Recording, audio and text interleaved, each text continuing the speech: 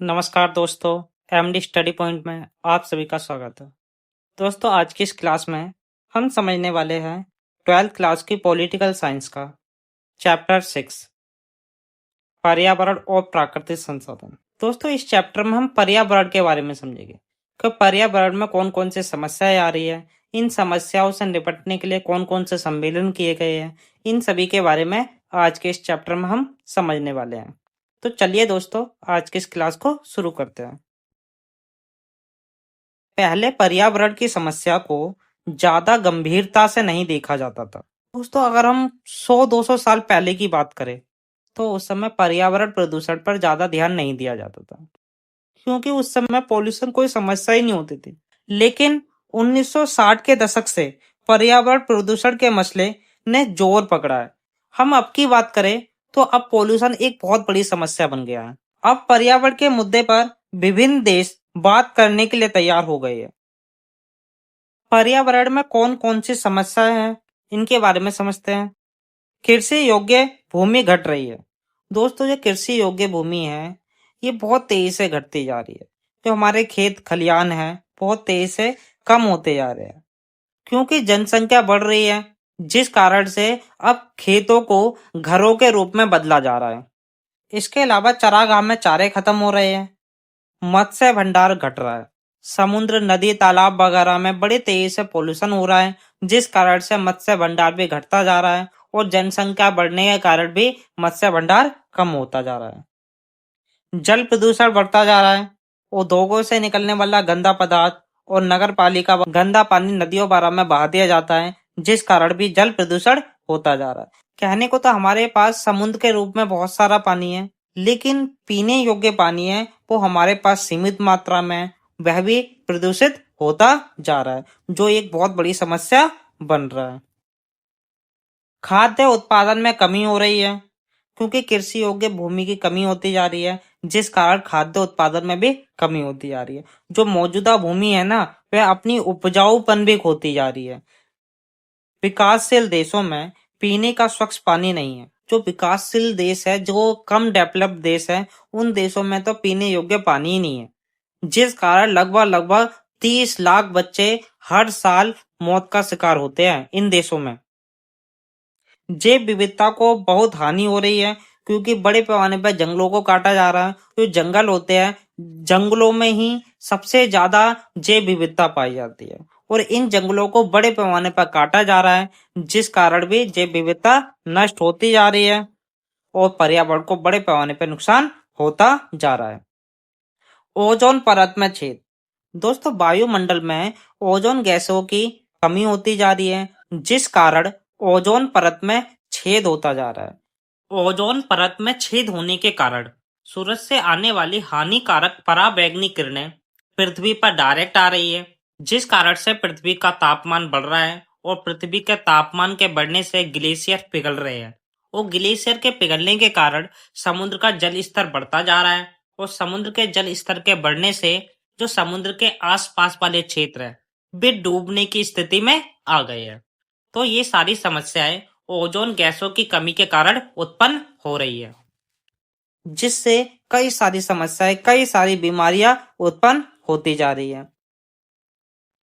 दोस्तों, अब हम समझते हैं कि पर्यावरण की समस्या राजनीतिक मुद्दा कैसे है। दोस्तों, पर्यावरण एक भूगोल का विषय है। इसे राजनीति में क्यों शामिल किया जा रहा है, ये राजनीतिक मुद्दा क्यों बन गया है, इसके बारे में समझते हैं। दोस्तों, पर्यावरण की यह समस्या विभिन्न देशों की सरकारों के द्वारा ही सुलझाई जा सकती है। हमने अभी ऊपर जो समस्याएं पढ़ी है, इन समस्याओं से निपटना किसी एक देश की बस की बात नहीं है। इसलिए पर्यावरण को राजनीतिक मुद्दा बनाया गया है, ताकि सभी देश मिलकर इन समस्याओं को सुलझा सके। दोस्तों, क्लब ऑफ रोम एक विद्वानों का समूह है। इन्होंने पर्यावरण को लेकर मानव जाति को सचेत किया है कि पर्यावरण के दूषित होने से आगे चल के मानव को किन किन समस्याओं का सामना करना पड़ सकता है। इन्होंने एक पुस्तक लिखी थी, लिमिट्स टू ग्रोथ। इस पुस्तक में इन्होंने दर्शाया है कि आने वाले समय में जनसंख्या बढ़ेगी और संसाधन घटेंगे।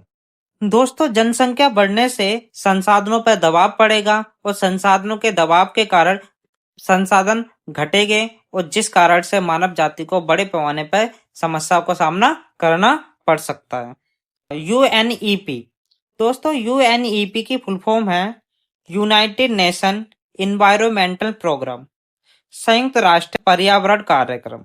दोस्तों, ये एक संस्था है जो वैश्विक स्तर पर पर्यावरण की रक्षा करने के लिए कई सारे सम्मेलन वगैरह करवाती है।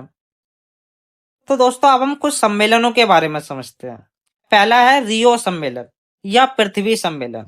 दोस्तों, इस सम्मेलन को हम कई सारे नामों से जानते हैं। इसे हम रियो सम्मेलन भी कह सकते हैं, पृथ्वी सम्मेलन भी कह सकते हैं, अर्थ समिट भी कह सकते हैं, है ना, और पर्यावरण सम्मेलन भी इसे कहा जाता है। ये सम्मेलन 1992 में ब्राजील के रियो डी जनेरियो में हुआ था। इस सम्मेलन में 170 देश और हजारों स्वयंसेवी संगठन, एनजीओ, नॉन गवर्नमेंट ऑर्गेनाइजेशन और अनेक बहुराष्ट्रीय निगम शामिल हुए थे।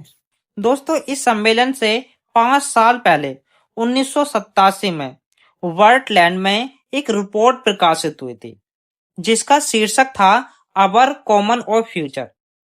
जिस रिपोर्ट में हमें चेताया गया था, हमें चेतावनी दी गई थी, जो हमने विकास के तौर तरीके अभी अपना रखे हैं वर्तमान समय में, वे आगे चल के टिकाऊ साबित नहीं होंगे। और दोस्तों, इस सम्मेलन में ये बात खुलकर सामने आई कि उत्तरी और दक्षिणी गोलार्ध के देशों के सामने अलग अलग समस्याएं और चुनौतियां हैं। उत्तरी गोलार्ध के देश विकसित और धनी देश, दक्षिणी गोलार्ध के देश गरीब और विकासशील देश है। दोस्तों, इस चित्र के माध्यम से हम समझते हैं ये जो उत्तरी गोलार्ध वाले देश है, इनमें ज्यादातर विकसित देश शामिल है, और जो ये दक्षिणी गोलार्ध के देश है, इनमें ज्यादातर वे देश है जो अभी विकासशील है, जिनका पूर्ण रूप से अभी विकास नहीं हुआ है। इनमें ज्यादातर गरीब देश शामिल है। रियो सम्मेलन में जो विकसित देश थे, जो उत्तरी गोलार्ध के देश थे, इन देशों की मुख्य समस्या थी कि पर्यावरण को बचाना, ओजोन परत में जो छेद हो रहा है उसे कम करना, पर्यावरण की रक्षा करना, प्रदूषण को कम करना, ये इनकी समस्याएं थी। और दक्षिणी गोलार्ध के देशों की समस्या थी कि अपने देश का आर्थिक विकास करना। दोस्तों, रियो सम्मेलन में जलवायु परिवर्तन, जैव विविधता, वानिकी से संबंधित कुछ नियम 4 निर्धारित हुए, जिन्हें एजेंडा 21 के रूप में सुझाया गया था। कुछ आलोचकों का कहना है कि एजेंडा 21 का झुकाव पर्यावरण संरक्षण की बजाय आर्थिक विकास की ओर ज्यादा है।